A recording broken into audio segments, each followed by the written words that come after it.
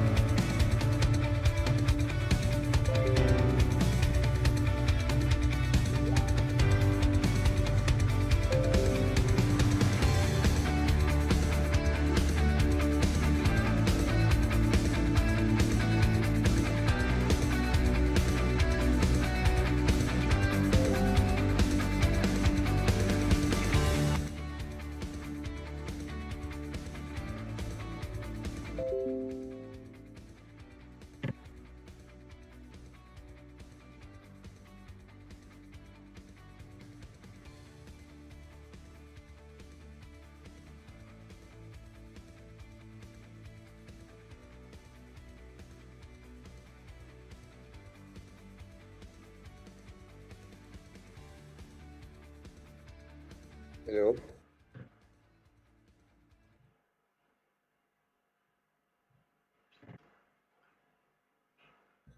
Yes, sir. Hi.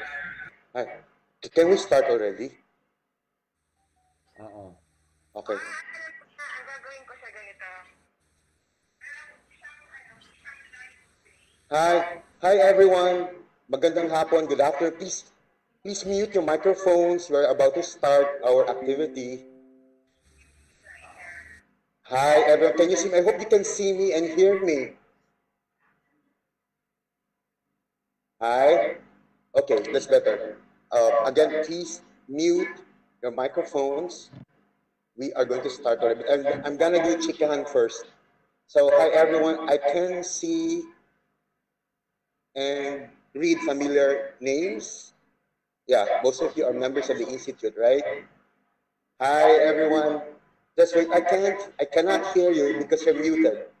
But I misses you so much. I miss you. And in our previous seminars, when there's so much uh, physical gatherings, ayun. Ngayon, iba na. This is so unlike the previous seminars or activities that we conducted. So much physical distancing now. So virtually, let's do a hug. Hugs and kisses, flying kisses, everyone.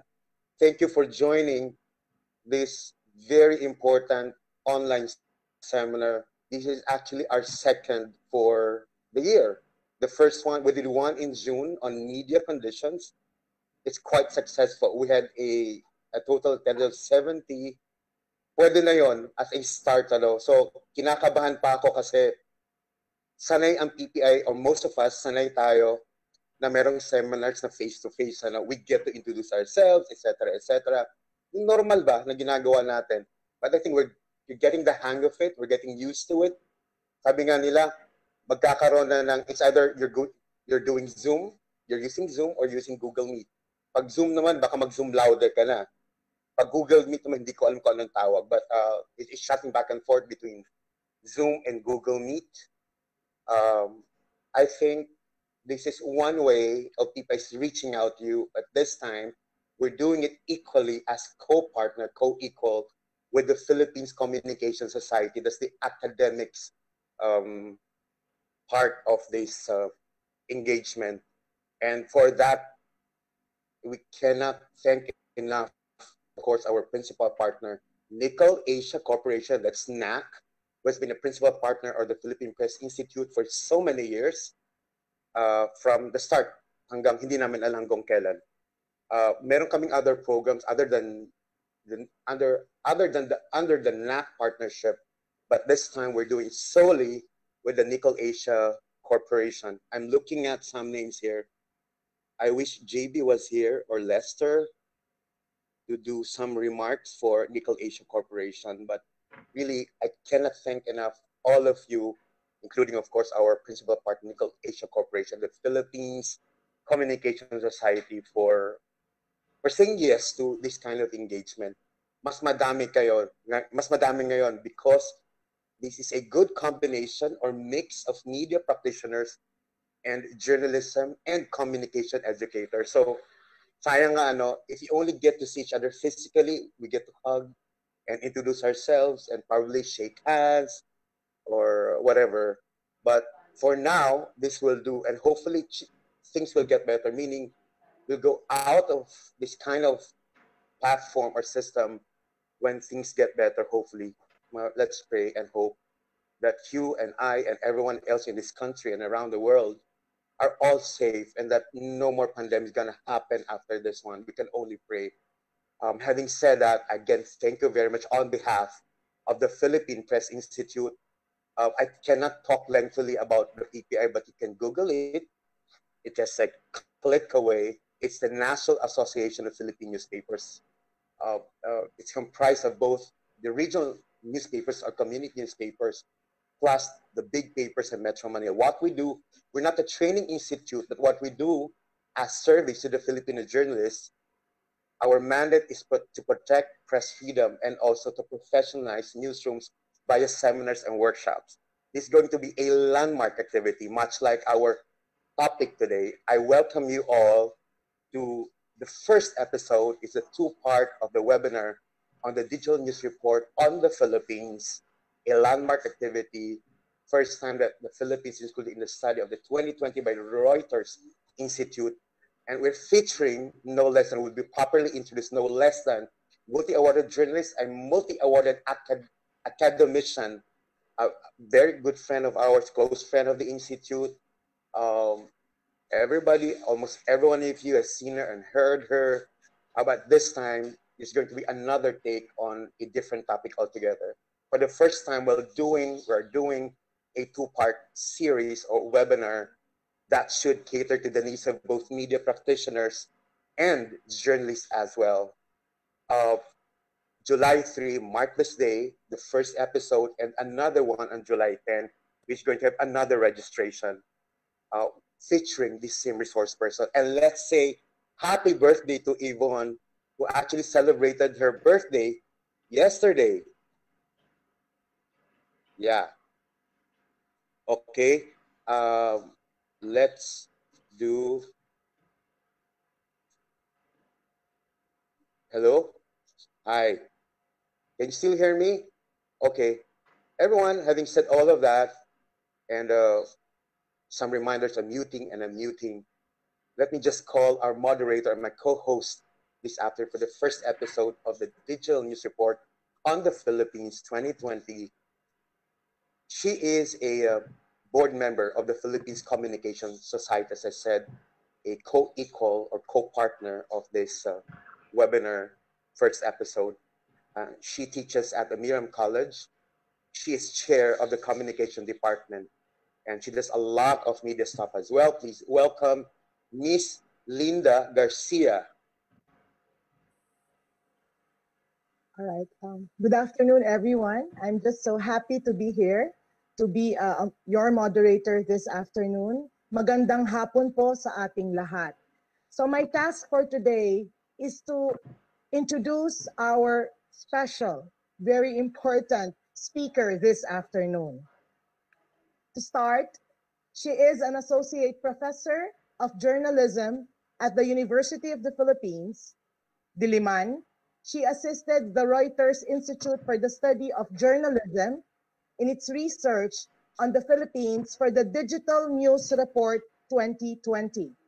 She also wrote the overview of the media landscape in the Philippines, which you can read on the website of the report. The Digital News Report is an annual survey of news consumption habits and audience behavior in different media markets. This year's report is the biggest to date, covering 40 media markets in 6 continents. The Philippines is included in the survey for the first time. Yes? May I continue? Sure. Yeah. Okay. Linda, yeah, sorry. Okay, we're so excited to actually introduce Yvonne and to hear her presentation, but at this moment, I'm just going to interrupt you a bit. Sure. We apologize to our co-partner, but at this time, I cannot call NAC because no one is representing NAC this time, but I just would like to call our very hardworking and committed and passionate woman president at the Philippines Communication Society. Please welcome Christine Diray. Hello! Hello everybody! Magandang hapon po sa ating lahat. Good afternoon. The Philippine Press Institute and the Philippines Communication Society are brothers in arms. We are partners in our struggle to overcome challenges that beset media practice and in our relentless campaign against the proliferation of fake news, misinformation, and institutionalized disinformation. We share a singular vision. We want a journalistic profession that enjoys freedom, but valorizes responsibility. Journalism is history writing. Journalists are historians not of the past, but of the present and the current. We record history as it unfolds. In the last few months, we have witnessed the most vicious attack or assault against the media profession and professionals, from field reporters to media executives. From mere chroniclers of events, we suddenly became subjects of stories we write. The landscape has indeed changed. This changing landscape offers us both threats and opportunities. We are more than ever open to harsh criticisms, as our readers can, in no time, react to our stories in the manner we never imagined in the past. We are racing not only against time, but also against netizens, who most often assumed our roles. These threats are disguised opportunities. Because of criticisms, we are afforded with an opportunity to polish our works and refine our practice. By competing against time, we are beginning to avoid procrastination. By working side by side with netizens, we try to do away with our mediocrity. In this two-part webinar, PPI and PCS once again affirm our commitment to our vision. With today's webinar theme, Digital News Report Findings on the Philippines, we are certain that the participants would be informed about the state of journalism in the country, and they would be educated about the state of the country as reflected in digital media just as well. Lastly, all must be assured that PPI and PCS would always be around to guide and assist journalists, communication professionals, teachers, and students in their journey through theory and practice. Thank you, maraming salamat po at mabuhay tayong lahat.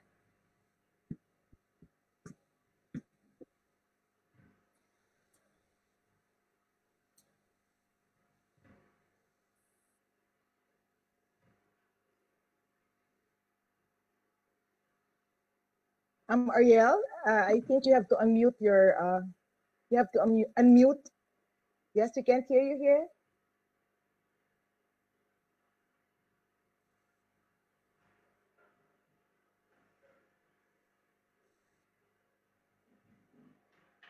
Can you hear me? Better. Yes, we can hear you now. Yes. Yeah, I just thanked Tin for the inspiring message, but back to you for Yvonne Chua's introduction. All right. So medyo excited po talaga kami ngayon dito sa ating programa, sa ating first webinar. May kasunod po ito. So anyway, maraming salamat President Christine sa inyong mensahe, and I would like to continue my introduction to our webinar today. So anyway, I mentioned that this is the first time that the Philippines has been included in the survey titled Digital News Report. All right. So this afternoon, our speaker will be walking us through Digital News Report's findings on local news in the Philippines. Ano po ang kanyang i-discuss ngayong hapon? So una, number one, okay, she will discuss the following. How interested are Filipinos in local news? Ikalawa, what are their sources of local news? Third, how much do local news consumers trust the news? At ikaapat, how much will they miss local news sources if they went out of business? Where possible and relevant, Ms. Yvonne Chua will try to compare the Philippine results to those for other media markets. She will also look at the results by demographics of the survey respondents. This is the first of our 2 webinars on Digital News Report. She will be back with us next week, this time to discuss the report's findings on what Filipinos think of the role of journalism and their concern over digital misinformation. Again, today to present, titled, Will Filipinos Miss Local News? Ladies and gentlemen, may I present to you our speaker, Ms. Yvonne T. Chua. Clap. Clap, clap, clap. Okay. Happy birthday. Oh my God. Oh my God. Okay. Can you all hear me and see me? If yes, can you just type Y in the chat box so I know you're still with us? Yes. Hi, Margie, Gilpies, Romeo, and David. Okay. Nesto. Great. Okay. Hi, Joseph. Hi, Denise. Some of them are my former students. Good to see you here. Okay. Uh, First, I was dreading that Ariel would mention it was my birthday yesterday, and I am now officially a dual citizen, entitled to privileges that other dual citizens do. Uh, it's great to be with you this afternoon, and I'd like to thank the Philippine Press Institute and the Philippine Communication Society for hosting this two-part seminar or webinar. Ariana and I were discussing this shortly before the launch of the digital news report on what topics we ought to cover, because the report addresses a range of topics, including the traditional access to news, trust in news, as well as new topics such as local news and climate change. But for these two webinars, we felt that it would be of great interest, especially to members of the PPI, to look at, first of all, local news. I know it's been a bad time for the local media for some time now. We struggle with survival issues, and this has become all the more real with the lockdown resulting from the COVID-19 pandemic. Just in the last 2 weeks or a week, we've seen two newspapers, both from Mindanao, cease publication, one of them moving strictly to the digital platform.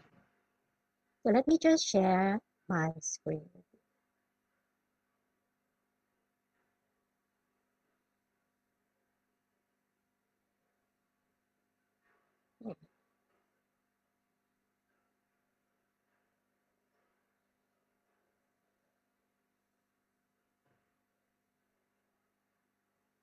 Okay, it's not cooperating. Hmm.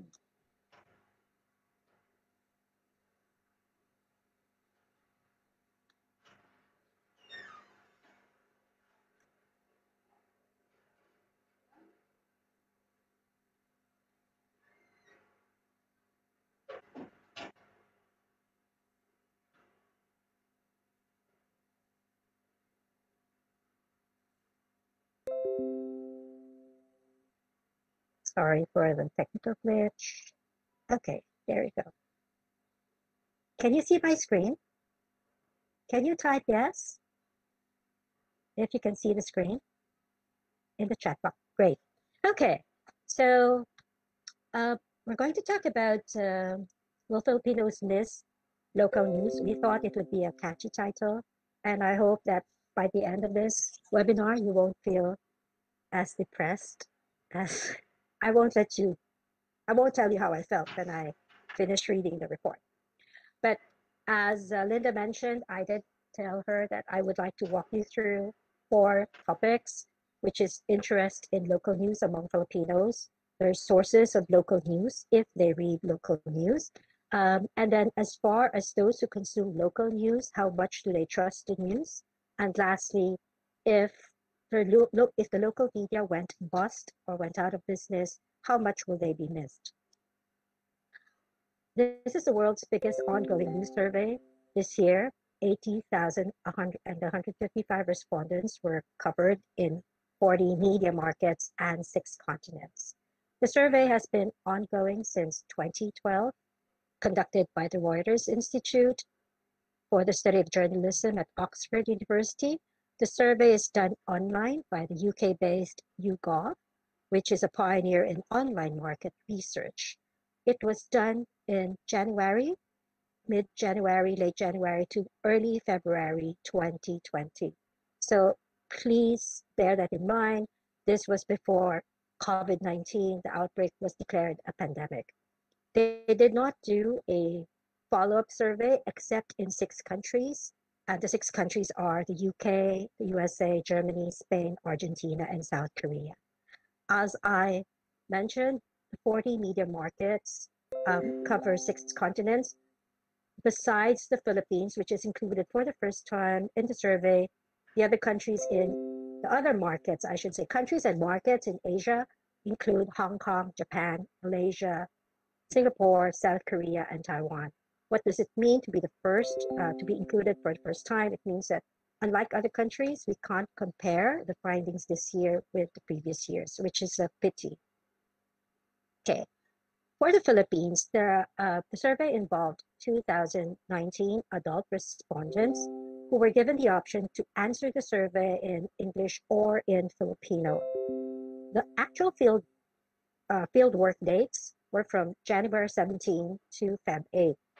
Again, if you look at the context back then, we had just come out of, had just entered the new year. Shortly as far as the media landscape was concerned, on the last day or in the last few days of 2019, President Duterte had again said that he would see to it that ABS-CBN would be out, and suggested to owners that they sell the network. There was the eruption of Taal volcano, and of course in Feb 8 and Feb 4, as we know, the Solicitor General also filed a quo warranto petition against ABS-CBN. A few caveats about the survey in general, and as well as for the Philippines. This is just broadly representative of those online. In the case of the Philippines, that would mean 72% of the population that goes online. So please bear that in mind. It would underrepresent the traditional media habits. So that would mean about 28% of the population that do not have access to the internet. And they tend to reflect urban, richer, and more connected users, because as we know, it entails cost to go online. Okay, let me go through the demographics first and the segmentation, so that when I disaggregate the findings, you will better understand where I'm coming from. The respondents are equally divided between male and female. Luzon accounts for more than half of the respondents, Mindanao about a fourth, and Visayas about a fifth. As far as age group is concerned, you would see that those in the age 25 to 34 account for the biggest proportion, followed by those in age groups 18 to 24 and 35 to 44. Just a word of caution for those who are going to describe the findings. Clearly, those who belong to 18 to 24, the 18 to 24 age group are your Gen Zs, and those who are 55 years and older are your boomers. So that would mean me. However, in between, you have 25 to 34 to 45 to 54. As we all know, generational cohorts we divided mostly into 4. So that means from 25 to 34 to 45 to 54, you would see that the 25 to 34 clearly are the millennials. The 45 to 54-year-olds are Gen X, but the ones in between 35 to 44, it's a mix of both millennials and Gen Xers. So kindly be careful when you're describing it by age group, or the use of the generational cohorts to describe them. I could have recoded the data, but I decided to just stick to how it was presented originally by the Digital News Report in the UK, or by RISJ. So you also see that the data is also disaggregated by age, by gender, by education. You would see that many of those who answered the survey had a high educational levels, 71%. So this would be your post-secondary or post-high school. 63% had a bachelor's degree or more. In terms of household income, about 1,007, nearly 1,800 stated their household income. Many of them would belong to the medium income families. As far as segmentation is concerned, more than half considered themselves to be, to be happy with just daily briefers. They don't really follow the news like several times a day or read them at length. And then the interesting thing about the survey is it has a section on political leaning. So you have the left, center, right. How did they arrive at this? You are classified as left if you if you if you feel that your views are more aligned with those, say, of the Socialist Party. And those who describe themselves as right consider themselves as more sympathetic to the Conservative Party. I hope that's clear. Okay, so let's get to the meat of the webinar today.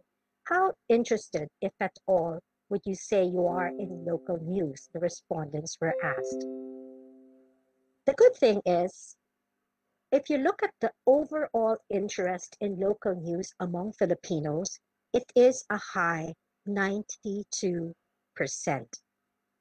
However, if you look at those with a high level of interest, meaning to say, those who say they are extremely interested and very interested, that would mean 54%. Not so bad, but still could be better. I also decided to show you how interest in local news in the Philippines compares to interest in news in general and news and politics in general. So you will see that interest in local news is slightly lower than interest in news, but is higher than interest in politics. Meaning to say Filipinos are most interested in news, followed by local news, then in politics. If you look at the level of high interest, so meaning to say those who are extremely interested and very interested, the interest in local news, like I mentioned, is 54%. Interest in news is 69%, and interest in politics is 35%. How do we compare with the rest of the world? The global average, or the average for the 40 media markets, is 47%. We rank 50, we rank 13 with 54%. Like I said, we're not doing so badly, but we could do better. But you'll also observe that a lot of those who are interested in local news tend to be from, well, except for a number, some of them belong to countries with like similar income levels, like the Philippines, which would be like lower middle income. Okay. This, I'm disaggregating the data right now. If you look at this data or this set of charts, you will see that the Gen Z is the least interested in local news, whether it's digital or offline, followed by the baby boomers. But interest in local news is still considered higher, at least in the Philippines, than in high-income countries like the US, Germany, Norway, but of course lower than countries like Mexico. So the challenge is the Gen Z, they are not as interested in local news as, say, those who are older. If you look at age by gender, you will find that women who are older are more interested in local news in general.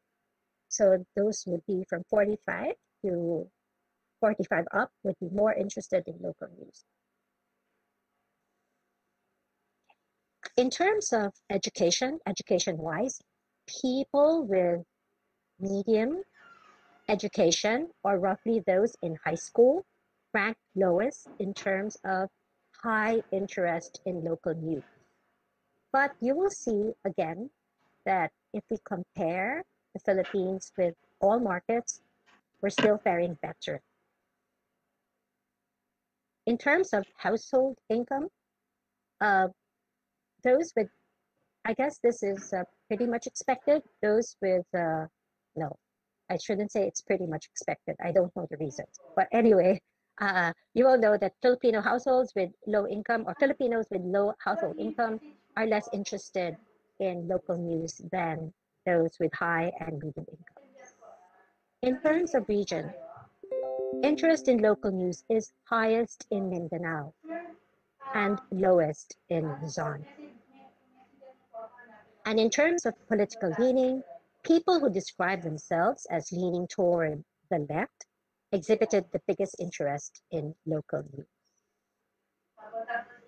Let me now move to the next question, which is, which of the following sources of local news, if any, have you used in the last week, regardless of whether you access them digitally or offline? And digitally was defined as a website, a social media account, or an app. First, let me explain how they further segmented the sources of local news. So local television or their website, local radio or their website, local newspaper, and other types of local news websites were classified under news media sources. And then under non-news media sources would be their local institutions or officials, such as your politicians, the church, the local government, personal communications, such as your neighbor, your friend, your family, and lastly, local groups or pages on social media or online forums and discussion groups, such as Facebook and WhatsApp. Now, I just want you to make a guess, and I want you to type it in the chat box what you think is the correct answer. Is non-news media now more popular as a source of local news than the news media? Let me repeat the question and type your answer. Is non-news media now more popular as a source of local news than the news media? Can you type your answer? Is it yes or no?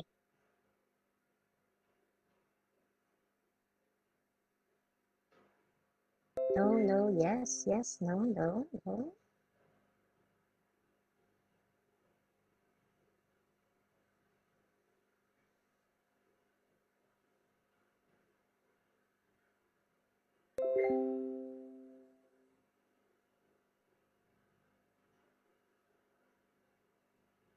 Yes.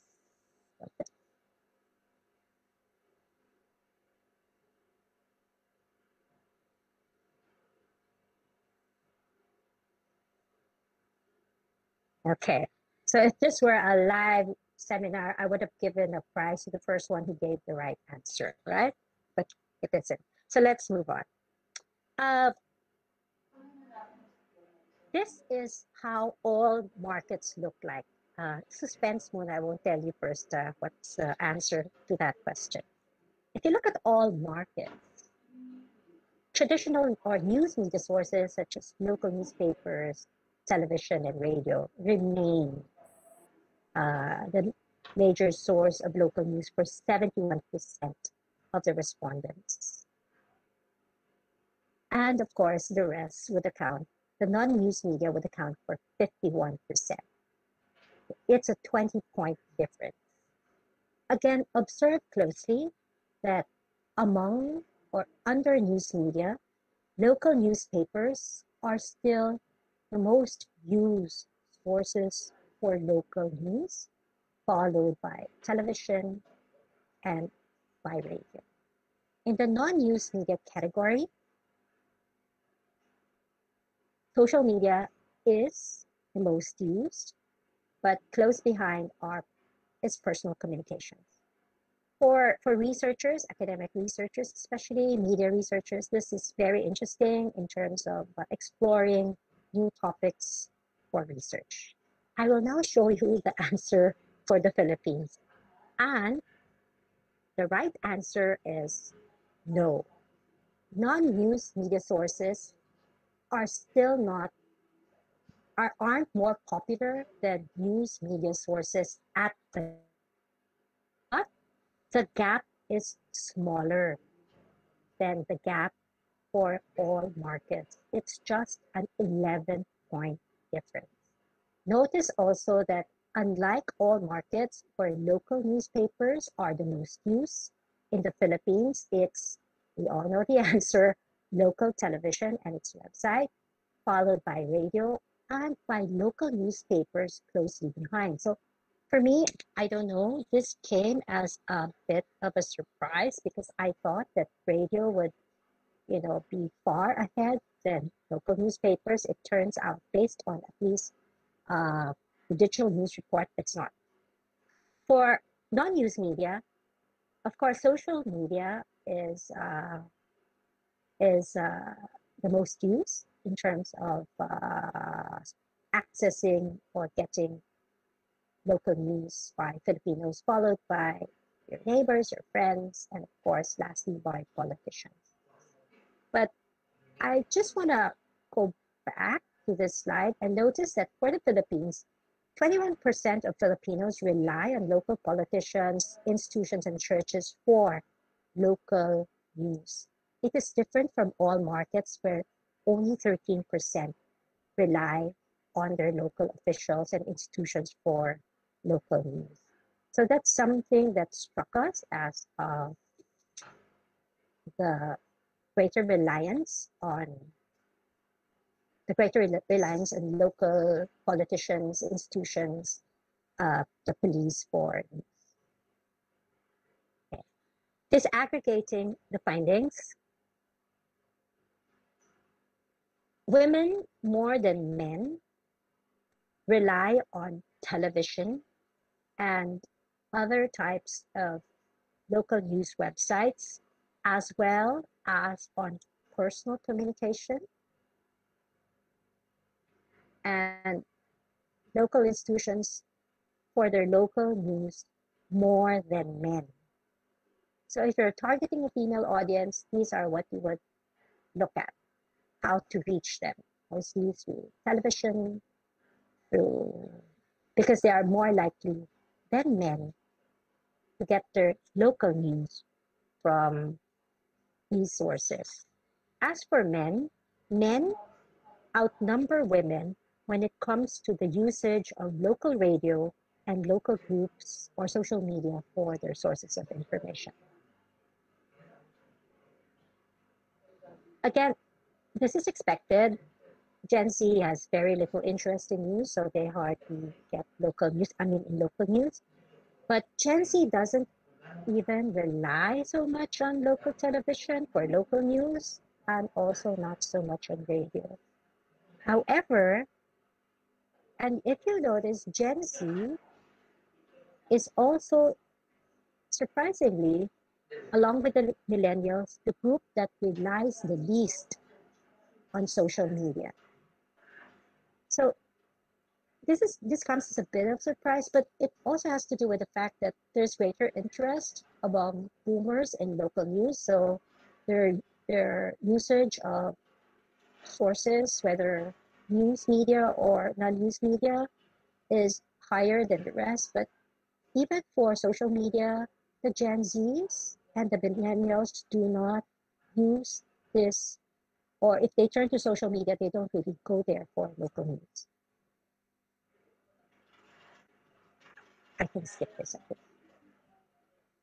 As far as sources of local news by education, Filipinos with high educational levels turn to local TV and radio for their local news, but not to newspapers.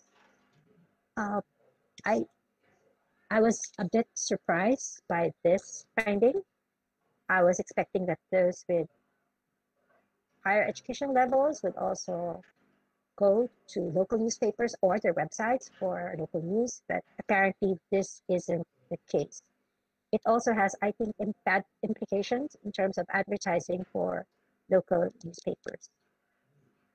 In terms of household income, Filipinos with higher incomes have the highest usage of all sources, whether non-news media sources or news media sources. And now I think this is of great interest as far as the regions are concerned. Luzon relies on here news media sources. It's the lowest in terms of usage among the regional groupings. But those from Luzon tend to rely on local institutions or officials for the local news. Visayas, the reliance is mostly on local radio. It is highest, at least for the group that listens to local radio. Visayas accounts for the biggest slice among all the island groupings, as well as on social media. Mindanao relies a lot on local television. Finally, on political leaning.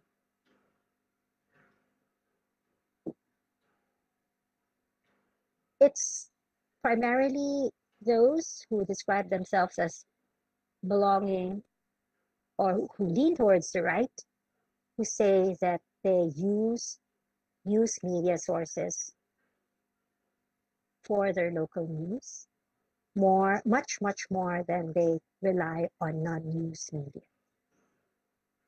Okay, I'm moving on to the third topic, which is if you were asked, so they were asked, can you trust news most of the time? Can you trust the news that you consume most of the time? There's a difference. So the first one is overall trust in news. The second one is news that you personally look for and read. And then do you trust news that you find in social media and news that you find in search engines? Let me now ask you to give me a number. What do you think is the proportion of Filipinos who say they trust the news they consume most of the time? Can you type a number, a percentage? Again, let me repeat the question. What do you think is the proportion of Filipinos who say they trust the news they consume most of the time? 3, 40, 70 to 80, 25, 10, 40, 47, 45, 30, 40.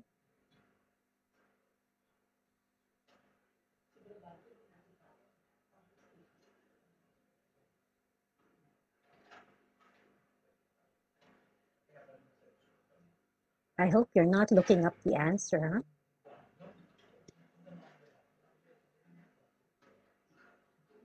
About 15. Okay.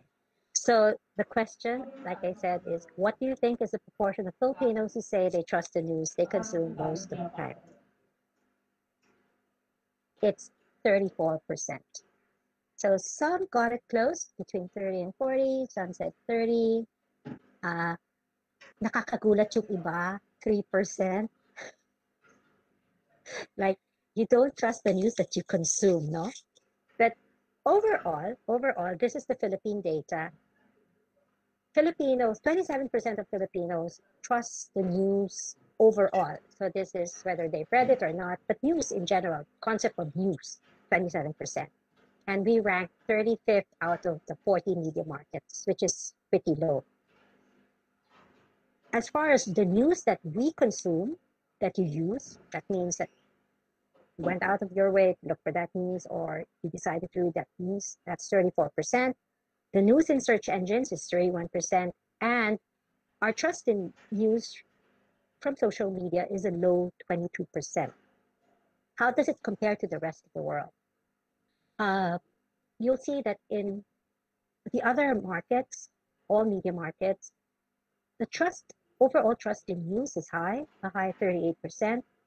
It's also high, 46% in terms of the trust in news that they personally consume. The trust in search engines, news from search engines is comparable to the Philippines, and trusting news in social media is also comparable to the findings for the Philippines. Okay. We will now look at trust in news by local news consumers. What do I mean? This means that for those who said that they consume or that they read or watch or listen to local news, whether they're from news media sources or non-news media sources, how much do they trust the news? So here you go.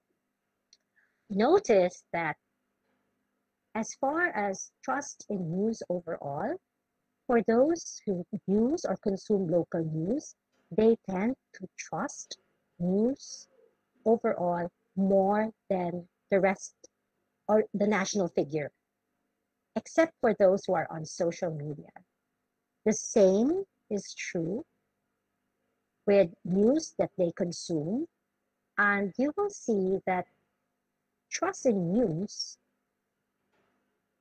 is high, especially highest among those who get their local news from a newspaper or its website, or who get it from personal communications. And as far as the social media is concerned, it's just a little higher than, it's also a little higher than the national average for trust in news from social media. So here you'll see that trust in news by local news consumers is slightly higher than trust in news by all Philippine respondents. The last question, how much would Filipinos miss their news source if it went out of business? And I guess if we think about the closure of Sunstar, Cagayan de Oro, and Mindanao Daily Mirror, I'm sure the question that has come to mind would be, how much would they be missed? Okay, before that, let me just do a quick, just find out if you remember what I've been saying. Earlier, I showed you what was the proportion of Filipinos who get their local news from television, from newspaper, and from local radio. Again, please type a number, a percentage. The question is, what is the proportion of Filipinos who say they get local news from a local newspaper or its website?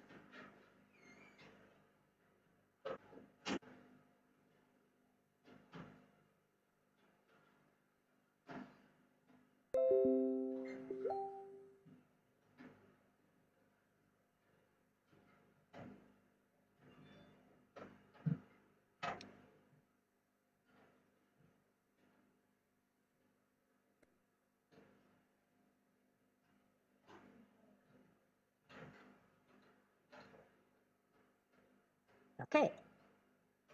The answer, it's 30%. Congratulations to sino ba mga tama? Sheila, I think Rachel din is tama yata.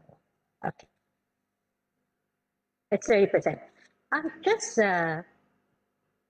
showing you this slide because the answers to the following questions are based on the number of proportion of respondents who consume local news. So if you see, say, 30%, it is 30% of, say, the 1,018 who say they get it from local television, and not the percentage of all the respondents, which is 2019. I hope that's clear. That's the reason why I'm showing you this slide. Okay. Let's start with local newspapers because we have already a couple that have closed in the last few days. Local newspapers across all markets would be missed naman when they are gone. But what we want to find out is how much would they be missed? There were 4 possible answers, meaning if they go out of business, you would not miss them at all. You would miss them somewhat. You would miss them a lot. And so you would, so those are four answers. What we want to focus on are the proportion of readers who say they will miss the paper a lot. And you see that it's a high 54% in Germany who say that they would miss their local newspapers a lot if they close, 49% in Norway, 39% in the USA, USA, a low 25% in the UK. In the Philippines, it's a lot lower. It's only 20% say they would miss their local newspaper a lot if it went bust. So nakakalungkot. So that's why if you look at the digital news report, the publication itself, the Philippines is included because it wouldn't miss the local news sources as much as say other countries. The figure for all markets is 35%. We're far below by 15 points. The next one is how much would they miss local television if it went bust? It's just 5 points higher. Only 25% say that they would miss it a lot compared to 37% for all markets. And if radio, local radio, and other types of news websites, other news websites went bust, for radio, it's 24, just 1 point lower than television. And then for local news websites, you need to say those that are not connected with a local TV, local radio, or a local newspaper, it's like local newspapers, only 20% would miss them a lot. Who will miss them the most? Women will miss their local newspaper and local news websites a lot more than men. Local television will be missed mostly by those who are 45 years and older. Local radio here and local radio and local newspapers will be missed a lot by the boomers and mature adults. When I say mature adults, this would be 45 to 54, will miss other types, this one, of news websites more than the rest. I think I can skip this. By region, Mindanao will not miss local television and local newspapers as much as Luzon and Visayas, but it will miss local radio more than the other island groupings. Visayas will miss local newspapers more than Luzon and Mindanao. Lastly, in terms of political leaning, it's really those who consider themselves as leaning toward the right who will miss local television, the local newspaper, and other types of websites more than the other groups. So just to recap, 1, interest in news is generally high. 54% are extremely or very interested, higher than the average for all markets.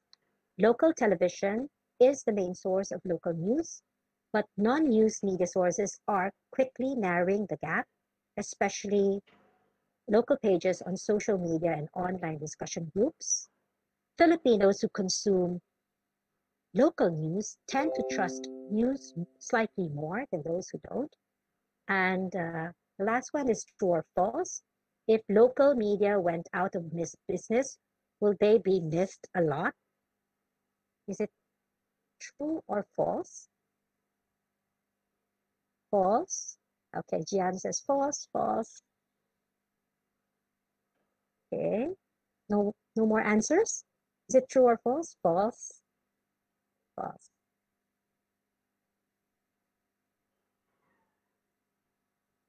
Okay. So we all know the answer is false.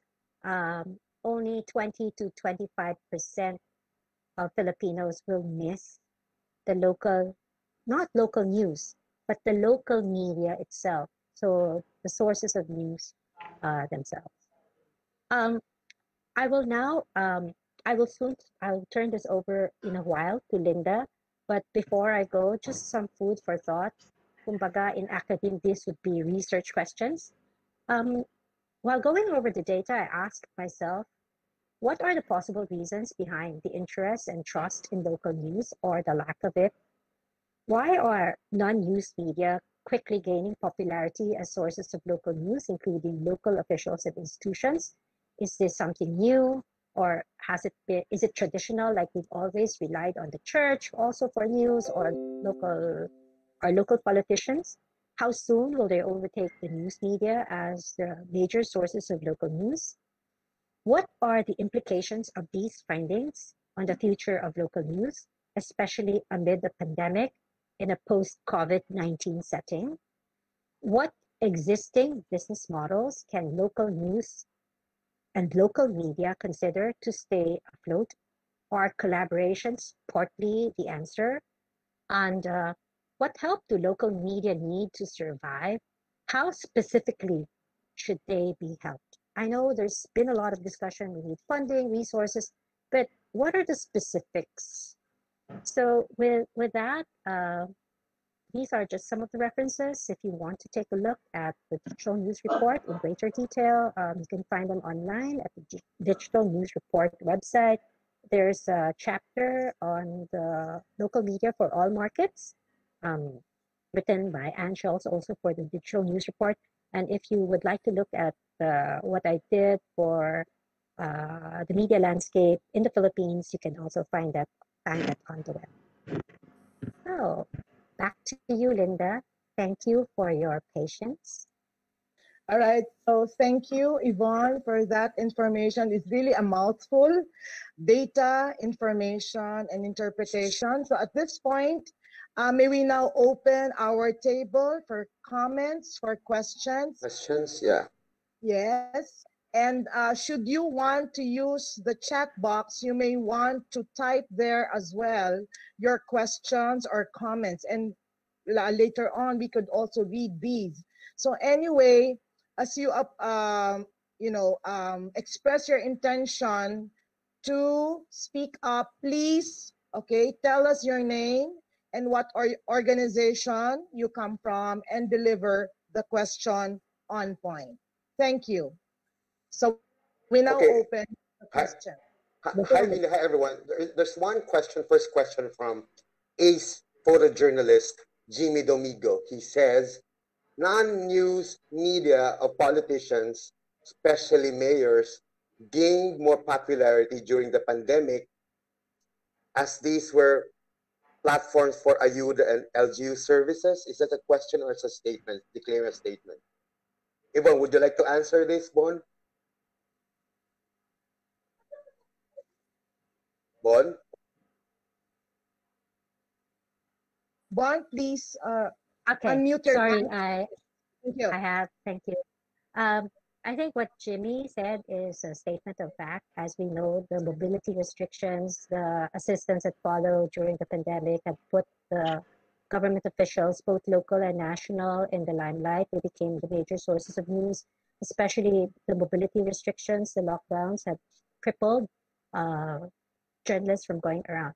The findings for the 6 markets that the Digital News Report revisited during the pandemic showed that journalists and government are tied when it comes to sources being major sources of news about COVID-19, especially after scientists and experts. So we all know that it's something we should think about. All right. So there is another question. Yeah. Thank you, Yvonne. So there's another question here from Nomer Mercado. In the present time, many says that some local media outfit are biased. Is that another reason for the failing trust to our media? there are many reasons behind the failing trust in media, but I would like to just point out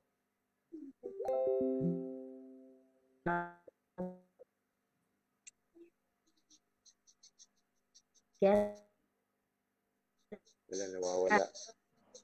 On your choppy. Choppy, you're going on and off. We can't hear you. am I No, you're choppy, Bon. You're choppy.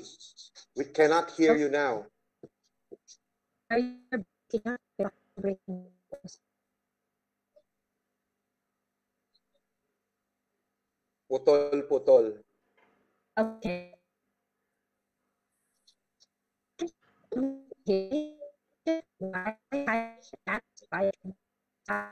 Yeah.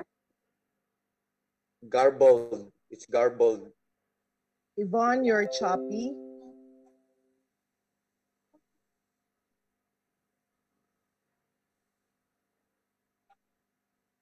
Bon? You hear me? Okay. No. No. We cannot hear you. Can you hear me, everyone? Yes, And now. now, This we, time. Okay, yes, sorry, That's- there must have been a lag. But I just like to point out that if you look closely at the data for the Philippines, I think the trust in news overall was dragged down by the mistrust in news from social media, not so much from traditional news media. Because if you look at the brands themselves, like GMA, ABS, the trust ratings are still very high in the 70s and in the 60s. And there was one question, they couldn't accommodate all, but there was one, the local or regional newspapers were included in the question on how much do you trust the local or regional newspapers. It's a high 63%. So it is true that we all acknowledge that we have biases.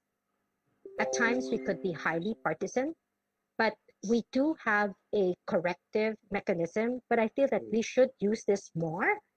Call out those who who who who fail to meet or adhere to the standards.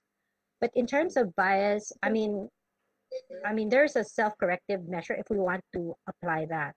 But just to point that out, that trust in social media is lower than trust in news overall.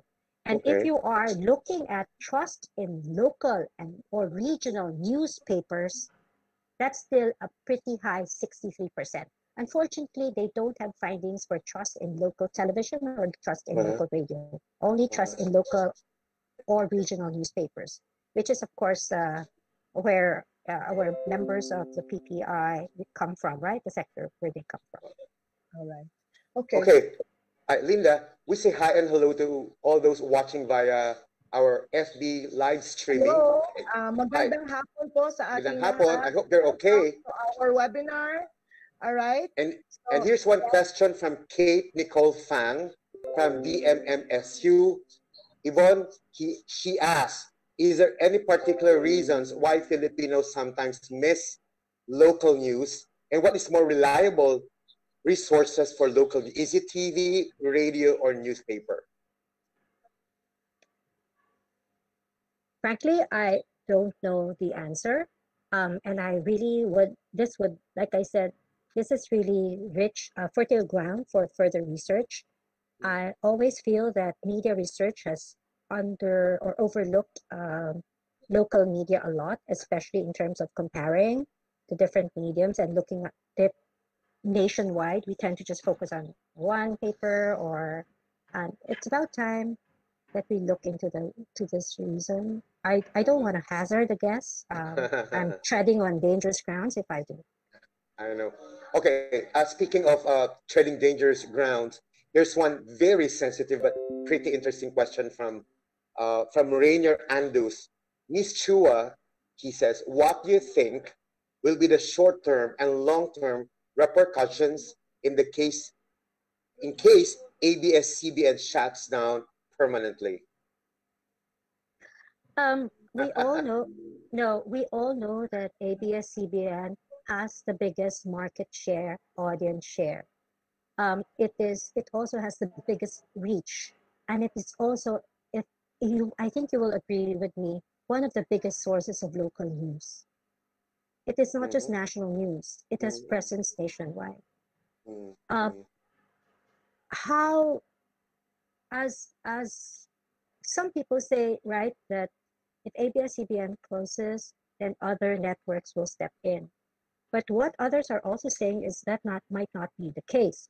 We will lose our existing news and other audiences to other markets. Maybe we would, especially news. No one's going, right? As we all know, that the closure of ABS-CBN comes at a very bad time, because they have the resources compared to local media that are struggling. Even other big media are struggling or struggle to keep their operations going. ABS-CBN still managed to do that. When they closed, there's a finding by Kantar Media, and I quote that in my report for digital news media. When down was declared by President Duterte, television viewership increased by 30%. So many people tuned on to their television, whether it's in Metro Manila or elsewhere. So and when they closed ABS-CBN, the viewership of GMA jumped from 40 to 60%. So that's 20. See an additional 20 percentage points. But where did the rest go? Right? Where did the rest go? And how reliable is the information? Is the information they're getting from? Right? How reliable is the source of information where they're getting from? So it's really pretty scary, because ABS-CBN, as we all know, it has a long established tradition of news gathering. It has its own self-vetting process, pretty much like the other big media houses. And to see it close permanently has, of course, serious implications on journalism. Okay, just to alert everyone, we're shuttling back and forth between accommodating questions from our Facebook live streaming audience and also from participants in the meeting room. So Linda, can you please read some of the questions now in the meeting room? Yes, so there's another question here from Frank Simato. Ma'am Yvonne, is any guess why the leaning boomers will miss the local newspapers the most? What could be the reason? Yung mga baby boomers po na katulad natin. Ano po ang dahilan? Alam nyo, kasi syempre I started as a newspaper person, and we all know that newspaper reading is a habit. Once you've acquired the habit, it's very difficult to let it go. Yun lang, di ba? That's why, even the way we write the news, the way we lay out the newspaper, there is a reason why we do it that way. Because we want to create a habit among our consumers.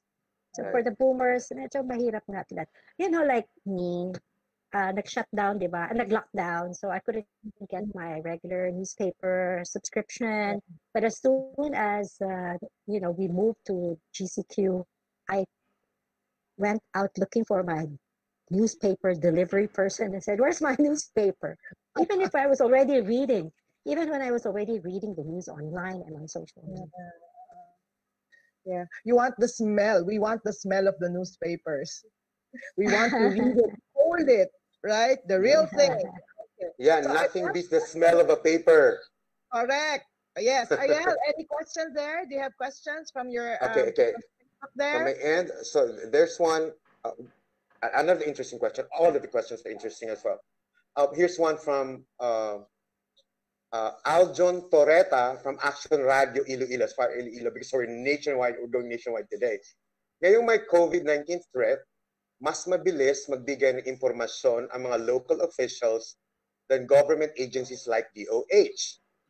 In cases na hindi totoo, quote-unquote, ang ibinigay na impormasyon ng local official, but they already announced this, and as such, in a report, there is no time to validate before reporting kasi spontaneous ang pagbibigay niya ng info. Some would tag that news outlet as fake news promulgator. What can we use as a safeguard in this situation? Real-time reporting is important, as we know, but it makes us prone to making mistakes and being tagged as fake news. As soon as I think it's very important to stress that, you know, that you still, if you haven't gotten the other side or validated it, it could be useful to tell the audience that. And as soon as you get the information, is to also inform the person that this has been updated, and where there are inconsistencies, to point out the inconsistencies. That much we can do. Para, syempre, I know, accurate naman, I mean, when we quoted the government official, we quoted the person accurately, but that person could have fed us bad information. So if we find that out, then we also have to point that out. Because I think a number of us shy away from correcting public officials even when we know they're wrong. I mean, those days are over. Because if you don't correct them, the social media users, netizens would, and they will say that we've been co-opted by local governments or local governments or politicians. Okay. Linda, from your end, any question? Yes, from another question here. From Ernesto Colio. Ma'am Yvonne, have the local media created a public sphere for critical citizens? Have the local media. Okay. I think, and that's why I pointed out in my last slide, second to the last slide about the questions, is like, I don't think that local media, I mean, we're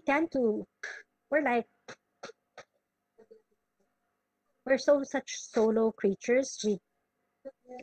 We're not as open as we should. And it's something that we need to think about. It's a mindset that needs to be changed. So even if we say that, okay, we open the comment section or what, we still don't really engage our audience as much as we ought to. And that's detrimental to us these days, because people then wallow in doubt about our motivations, our purpose. It's just that, you know, engaging or creating that public sphere is also tiring, as we all know, especially if you are undermanned and have very little resources. But it's something really to think about. If there are good models, then we ought to highlight that. The thing about creating the public sphere is we go to that when there are occasions or events, and then we leave them there just like Mona Lisa. They lie there and die there. What the challenge is really to make them sustainable, right? To keep sustaining them and keeping our audience engaged, or the public engaged. Okay, thank you. Thank you, Yvonne, for that answer. Ariel, you have questions there? Okay, these are two questions which are quite related to each other, but from two different persons. One is from Jojo Jonathan Jude Baldo. The faces of traditional news media are old. Reminds me of tradpoles or traditional politicians.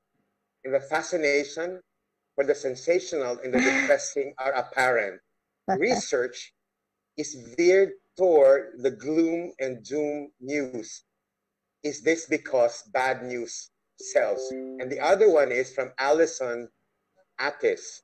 do you think the still prevalent Manila-centric tone of the news have an effect on the general trust with the local media in our country?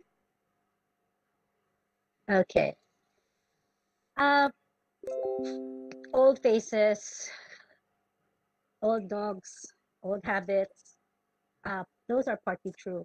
But we have also seen the media being joined by a lot of young blood who have brought new ideas, who have introduced innovations to the industry. So I don't really know what it's like in the local media because sorry, I am Manila centric. I'm based in Manila. Although I try to monitor as much as I can what's happening in outside of Manila. So I maybe Ariel and the others would be in a better position to answer this if they're really old faces. My sense is they're not because when I look watch news, seems like there are a lot of new faces, a lot of new bylines that I come across. For the Manila centric tone, I think one of the observations is my personal observation is local media really haven't made full use of the digital platform in pushing their content. And that's sad because if we do, then that would counter what the perception of a Manila centric bias for the news. I also want to take this opportunity and link it to the question from Joseph, who asked, will newspapers still be around, local newspapers, will it still be around in 5 years? I really don't know if, I guess to a small degree, as long as the boomers are still around, they would still like to have their hard copy. But the one thing that, one of the most revealing findings for me in the digital news report is how our so-called legacy media, the big media, have successfully navigated the digital platform and kept their presence there. And I refer to the top three in terms of newspapers: the Inquirer, the Manila Bulletin, Philippine Star. It's something for us to think about. And you will notice that they're worth looking at. It's not just text driven, but also video driven, audio driven, social media driven.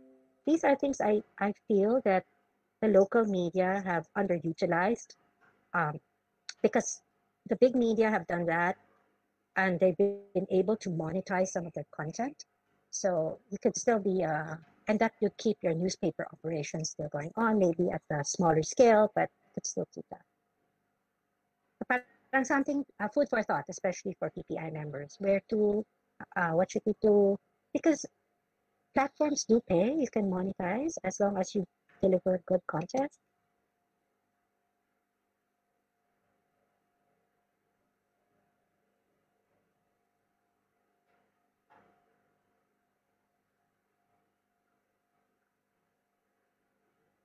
Linda, you have to unmute yourself. I can't hear you. Okay, yeah. Okay. Another question. This is an exciting question from Philippine Press Institute. Aljon Torreta of Action Radio Iloilo.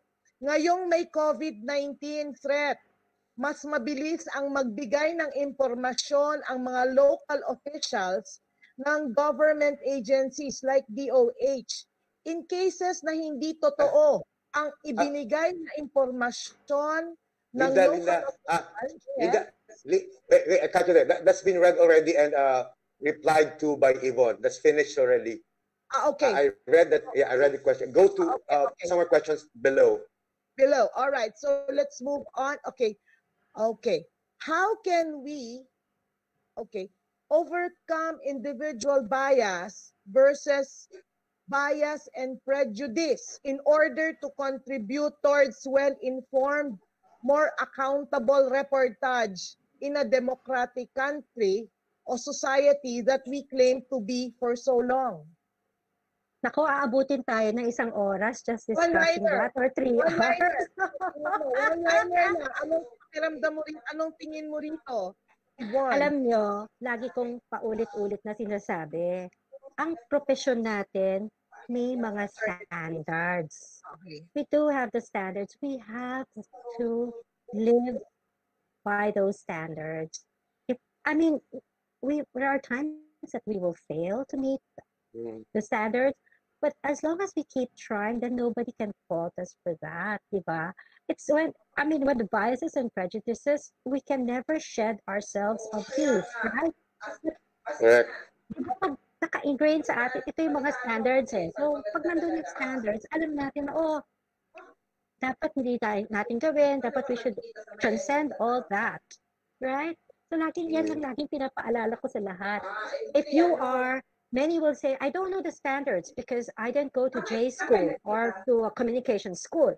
But if you want to be in the profession, then it is your obligation, your responsibility to know the standards, right? And to meet those standards. Yan lang sa akin. The one sentence, again, 3-4 sentences. Sorry about that. Okay. Okay, Linda, do you have other questions from your end? Can you hear me? Hi. Linda, naka-mute ka na naman. Hi, Linda. Okay. In this age of legislative authoritarianism, even in democratic societies, how can media organizations help in stemming this trend? Even the media organizations splintered all over the country, the prime media establishment, each having its own position on ongoing issues of the day. Coming from Adani Goloyugo. Okay, I think because of the threats to the media and how the media has come under so much attack, this is the first time we've seen so many media organizations, newsrooms come together, either in different groups or together, right, to denounce or to call out sectors in government on breaches of media expression, free expression, and all that.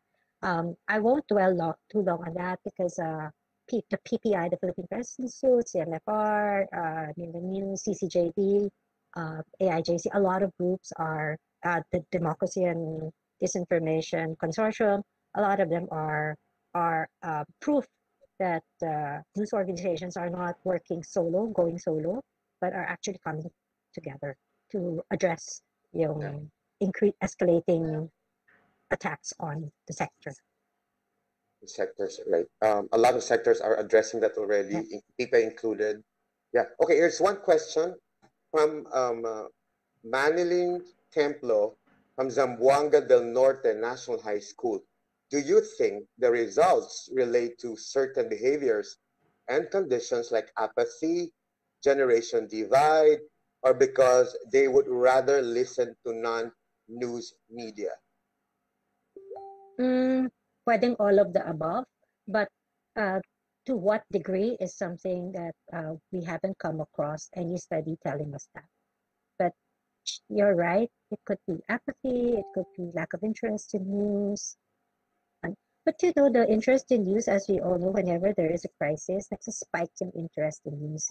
So kahit sa pandemic, diba, talagang tumaas yung interest in news. The problem with the pandemic is because of the lockdown, like I said, the quarantines and the restrictions imposed by both national and local governments, journalists and resources constraints, journalists have a hard time really gathering the news as they normally would. All right. Is that the last question, Linda? Dean? There are a lot of questions here in the chat box. Another question straight away. Will the local news, what do you think, Ms. Yvonne? Will the local newspaper stay in 5 years? What is your fearless forecast? Linda, we can skip that because I answered that a while ago. I answered that. I linked it to the question asked by Joseph. And I answered Joseph's question a while ago. All right, I'm looking at it again. All right. Okay, moving down. Yes. look at some questions which are not asked yet or Yes, answered by okay. Yvonne. There is Bill Visaya TV News Channel. Ma'am Yvonne, with the advent of technology and proliferation, you hear me? Okay. Yes. Proliferation of social media apps focusing on news and other info, local newspapers are being regarded as second-class citizens now in the countryside. What is your take about this observation? You think, can locals survive? That's a question. I think I should redirect this question to Ariel, who has a better grasp I of kind of anticipated that the already local from media Mr. Bill. landscape than I do. Yeah. Yeah. No, I feel sorry for those who feel that they are, you know, they're relegated to the background. I'm talking about local community newspapers, but in the PPI, we always say, not assume, but we always commit ourselves to telling that uh, local or community newspapers are mainstream newspapers. Gone are the days when we actually delineate between big or local or the ones in the Manila, Imperial Manila, and the ones outside or in the communities, in the regions. Gone are the days when we say provincial newspapers. So we say regional newspapers or community newspapers by technically to be technically correct and politically correct about it. But I don't know how long can newspapers stay, but for as long as they're there, then PPI will stay. If there are no newspapers, let's say in 5 years' time, then there will be no PPI. But what I'm saying is that the last time people were saying 10 years ago that Prince going to die, we're still here. And that we probably can console ourselves with saying that no matter the struggles, because we are always a struggling industry. And specifically, I myself have seen a lot of, I mean, I can feel and see the challenges of mostly of our members in the communities. But as a whole, we think that most of this is quite self-serving. Probably if we can recalibrate most of our services, which actually did for the longest time, our services with people and also with the other media organizations in the country to be more, sorry for the word, but more focused and very attentive to the needs of the community newspapers or our brothers and sisters outside Metro Manila or outside urban centers or urban areas, then we probably would like to be relevant in that tone. I said this in the previous summer and over, I will say this, that PPA cannot do it alone. When we talk amongst ourselves with CMFR, with NUJP, with PCAJ, with other allied organizations, with emphasis on allied organizations, we always tell ourselves, how far can we actually tell ourselves that we're relevant? Well, we cannot help them economically, but at some point we should. Like when Sunstar and Sunstar Cagayan de Oro and Mindanao Daily Mirror in Davao City just closed shop. And temporarily, all of the 11 newspapers, which we had a survey, which we surveyed on last May, have ceased temporarily their operations. How soon are they going to be back? Because kung yun ang tatanungin, resources talaga ang kailangan, and we cannot fault the business owners. But at this time, I would like to emphasize what Frank Simatu said on his FB post. Sana man lang, just to rephrase this, pang malasakit, sana wag munang mag-close. And he actually was expressed what challenging or addressing this to publishers and newspaper owners na wag sanang magsara pa at this point when everything, when there's crisis, when there's pandemic, post-pandemic setups, when we haven't really gotten that far in answering or giving solutions to all these challenges and problems, sana wag muna mag-close, because we're talking about unemployment and that we've got a lot of journalists out there in the communities who will be losing their jobs, who have lost their jobs. They'll be seeking somewhere other opportunities for them to live. And sabi nga namin, hindi lang sila ang maghihirap, pati yung mga pamilya nila. And that's quite, what kind of altruism can we give them? What kind of altruism are we talking about? If we can't pay stories of journalists, via the PPI COVID Chronicles News Commons, probably that's the economic side of it, but it's not the solution. And hindi lahat yun eh. I can only speak so much about our downtrodden, not seriously, downtrodden colleagues in the provinces. Pero kailangan nila ng tulong. Probably all these webinars will be for naught kung hindi natin pag-uusapan kung paano natin makaka-reach out talaga practically in practical terms. All right. So thank you, Ariel, for your response to that. Okay, we still have two more questions here. I would just like to read it again. Hema D. Mora, up to now, there are polarized views as to the issue of ABS-CBN. Some say it's a business violation issue and not an issue of press freedom. To Ms. Yvonne, how would you address this perspective disagreement as you consider the network a rich source of local news?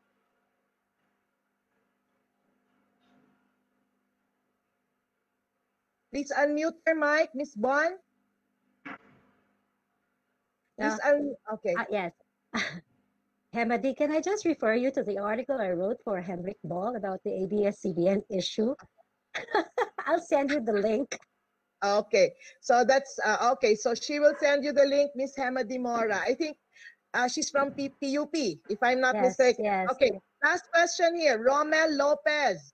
How can media organizations, especially here in the Philippines, come together to address the escalating attacks on the credibility of media? I noticed that most uninformed people would rather trust FB pages of Duterte trolls rather than those from reputable news organizations. Any comment on this?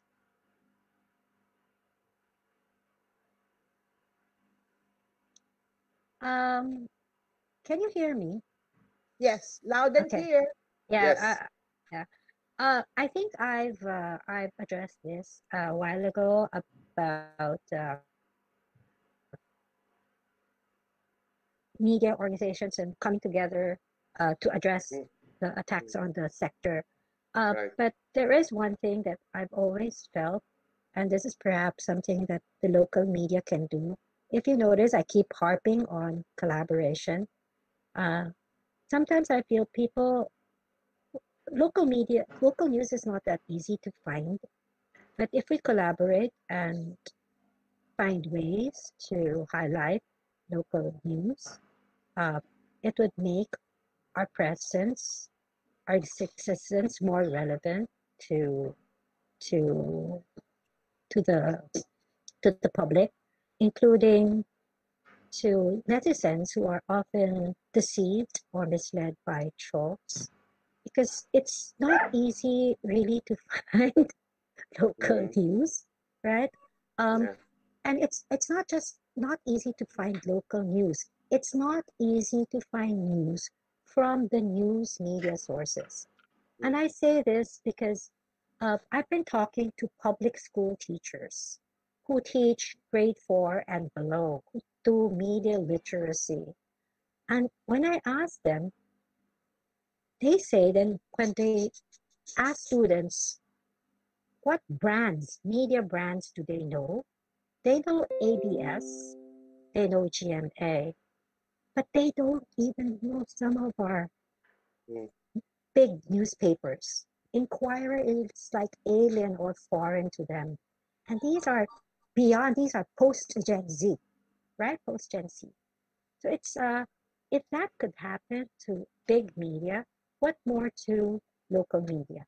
So we have to find a way to ensure that there is a repository of good news, local or national, and put that out in the digital space as well as, of course, in the communities, because we still have 28% who are not online. But maybe one way to go is collaboration. I don't know how, but there are existing news organizations, journalism associations that could explore that. sa totoo lang, maraming nangangailangan ng tulong na local media, pati national media. A lot of, and we know that during itong lockdown, the pandemic, there were platforms that were willing to give financial assistance or grants. They're highly competitive. And if we examine our own capacity, we're not even skilled when it comes to writing concept papers or grants or even thinking of innovations na to Proposals. scale or even to scale things, diba? Like if it were PPI, for example, with a number of local media organizations where they can put the news together. Imagine if you had, if we were to combine all the members of PPI and they had put up really a repository that exists with a lot of digital, right, digital platforms, that would have made the difference, including if you were able to find your way to the Viber groups and Messenger groups. That would make local news relevant and meaningful to the public. And if local news remains relevant, then local media sources would have a reason to stay. Yeah. Okay. Yeah. Thank you. Okay. Thank you all Okay. for that response. Yeah. Yes, Ardell? Yeah. Okay, here's one malupit na question, and they're screaming for it. How can we get your presentation for this episode? I know. I was planning to write something kasi I was extracting it as of yesterday pa from Okay. it's a big data set. So I had to extract some of the data, especially disaggregate them. But I was thinking of writing something para lang kasi when people see this, they might not understand or they might miss some of the nuances, especially what I Okay. talked about. But Yeah. I'm thinking of doing like quite a short article that can go with it, and then maybe that we can Sure. send it out. So I hope we can also not only email them, but also post them in the PPI website where all other presentations from our previous Yes. seminars are there. So Yes. they can actually access it from there. So Right. if they use it for attribution. Yeah. Yeah. Okay, that's good. Uh-uh. So Linda, that will be the last question. And I thank you for Yes, sir. moderating this webinar. At this point, because we're running out of time and we have a synthesis, I'd like to call the chair of the Communication Research Department of University of the Philippines, Diliman, MASCOM department. That's the Comres department of MASCOM ng UP Diliman. She's the chair, and she is an advocate for women's causes and a lot more things on social media. Please welcome Dr. Julian Cobello. Okay. Hello, magandang hapon. Can you hear me? Yes. Okay, sige. I think my job here is really redundant. So thank you, Professor Yvonne Chua, for that very concise and very highly tawag doon, introspective presentation of very quantitative data. Salamat sa mga reflections na isinama mo. So I will not so much synthesize the presentation of Yvonne Chua, but if I may, would like to have a synthesizing reflection of what I think everyone, all participants have been induced to think for the last 2 hours or so, if that's all right. I am very glad that these findings are out, okay? Because these just do not have implications on scholars in the field, the journalists, the broadcast journalists, the communication and media researchers, but all other sectors in society. These data will inform, scholars on resilience, scholars on pandemics, governance, and so on and so forth. So wag nating isipin na ang makaka-benefit lang sa findings na shinare ni Professor Yvonne Chua ay yung mga kabaro natin. This is really for everyone. I think one of the highlights in the finding is the affirmation. Ang nasa common media, alam na to matagal na, that really the local continues to reign, even if it's not as glamorous, it is not as loud as, but it continues to shake and it continues to affect. Coming from a very small town in Northern Samar, the local media have really shaped my value system, my affinity towards media in general. But the good news, that's the good news. The bad news is that, the local media need further support. But because I am optimistic, I would like to focus on what this implies. It implies that there is still beauty in the proximity in small communities. Kakilala mo yung nagsasalita sa radyo, kakilala mo yung nagsulat ng news, kakilala mo at pwedeng mong puntahan. Ibig sabihin, nasabi ni Professor Yvonne Chua, the local media is called to be very, very responsible because it is easy to call you out. You are just a few blocks away. You are just, and the mayor, the vice mayor, all the kagawads, everyone knows everybody else, right? So the checking's measures are well in place. But on the other hand, Professor Chua also reminded us that it's also easy to be co-opted kasi magkakilala, magkakapadre, comadre. But then again, hey, bravo to the local media, particularly radio. I was raised I was raised by radio, the imagination.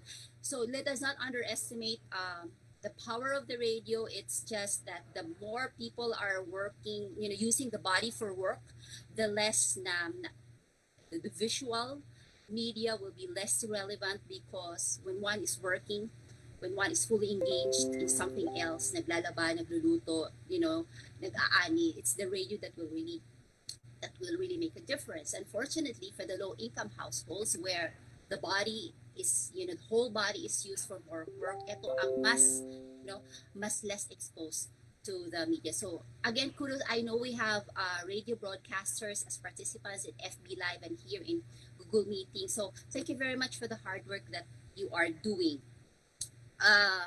What else? I would like to really highlight that, it is an ambivalent relationship we have, between the public, the citizens, the netizens, and the media. It is an ongoing ambivalent relationship. And the 40s, I am in that category. The 40s have this sense of, the imminent breakup with the media that we used to know.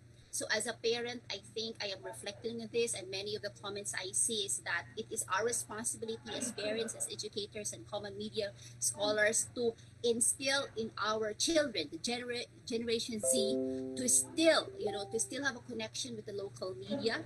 There are many households now that are connected to the cable, who are so aware of world, mas marami pang may alam sa hashtag Black Lives Matter, as compared to free mass testing now in the Philippines because yun ang kanilang issue at hand. So I think for me, it's very important na lumiliit ang generation who really depend on traditional and news media. Lumalaki ang new generation. It is our responsibility to make them connected to the local sources. Okay, I was quite struck with the findings on the 20% lang ang who said that we will miss local media businesses if they went bust. I would like to think again optimistically because the study has been done in January to February, that the reality was not yet imminent at that time, the closing of ABS-CBN. But I know many, even in my circle, those people who say, no, hindi ko naman yan mamiss si ABS-CBN. This time, they are now saying that yes, they feel the absence of the local ABS-CBN counterpart in their communities before they did claim na hindi nila yun mamimiss. Na-underestimate nila yon, as simple as, missing the nightly provinciano thing. Marami nang sasabi ang na mamimiss nila yun. There were so many very interesting questions from the audience. Some people asked about biases, repercussions if ABS-CBN has become really permanently shut down. There were reflections on the importance of education. And so thank you very much for all of these. We at the PCS and the PPI have a lot to process, and hopefully out of these webinars, we're able to really condense the reflections from everyone. We will try hard to look back at the questions and the comments so that, we will at least arrive at a very, important synthesizer reflection, because I guess this is a very interesting crowd that we have here this afternoon. Yeah. There you go. Yun yung mga itinibok ng aking puso. So I guess my job is done this afternoon. Thanks, Dr. Julian. Thank you very much. Linda, I'd like to call Linda and team for some announcement. I thank everyone, especially our audiences, both in the meeting room and those watching via FB live streaming right now.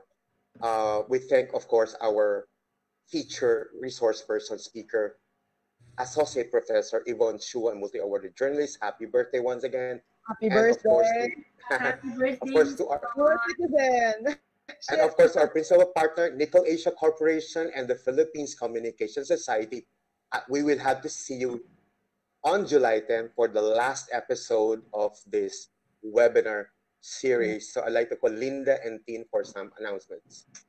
Okay, so again, I would just like to reiterate, this is a two-part webinar rather. So July 10 po, it's a date, 2:00 ng hapon. The title of our discussion will be Role of Journalism and Misinformation. All right, again, our speaker will be Miss Yvonne Chua. Yes, and then I would also like to advise everybody, okay, that there will be a survey, all right, evaluation for this webinar, right? So we would like to encourage, gentle reminder, and encourage everybody to please fill that up, right? I think there's a link that was advised, okay, online. Yeah. And yes, and of course, you will also have your certificates. Yeah. The previous webinar we had, we gave out certificates to all those who attended and participated. Yeah. All right. So any other announcements that we may have forgotten? Okay, for some clarification, a little bit of clarification. Certificates for the teachers or educators or the academics will be issued by the Philippines Communication Society.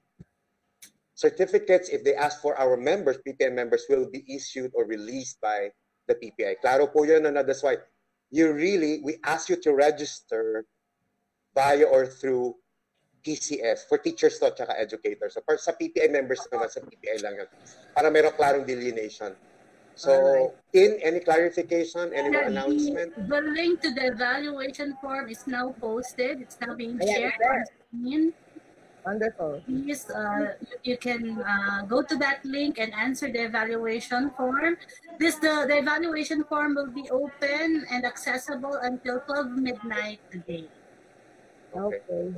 Okay, on that note, if there are no other announcements, yes? Just Linda? Okay. We have covered everything. Yeah, right. Perfect. Perfect moderator. And also perfect partnership with the PCS. But let me just remind our members who are still in the meeting room, please attend our other, not the next episode, but the one with the Medicine Sans Frontiers or the Doctors Without Borders. It's about pandemic.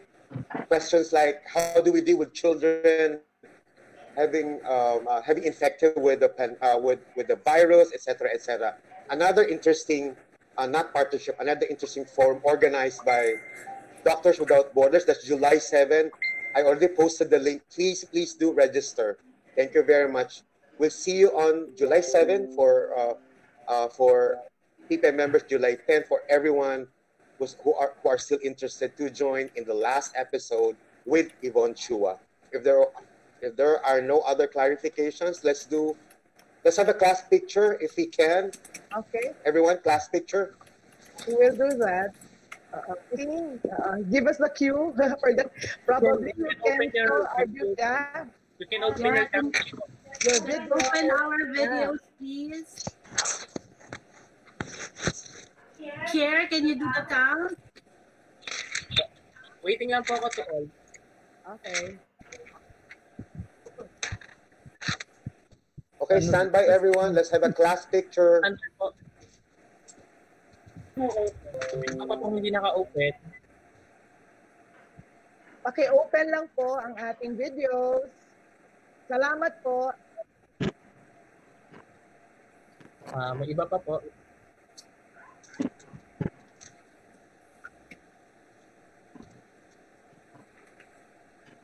Waiting po sa iba. Alright.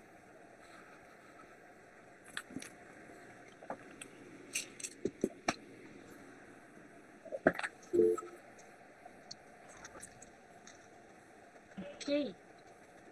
Okay, here. Okay po. Good na po. Okay. Okay, bilang pa ko. 1, 2, 3, 4. Okay po, isa pa po. 1, 2, 3. Okay. Okay po. Okay.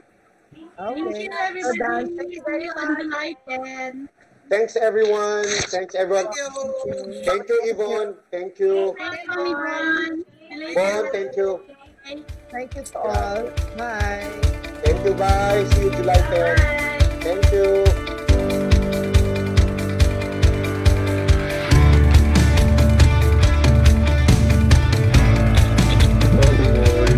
Kumusta kayo?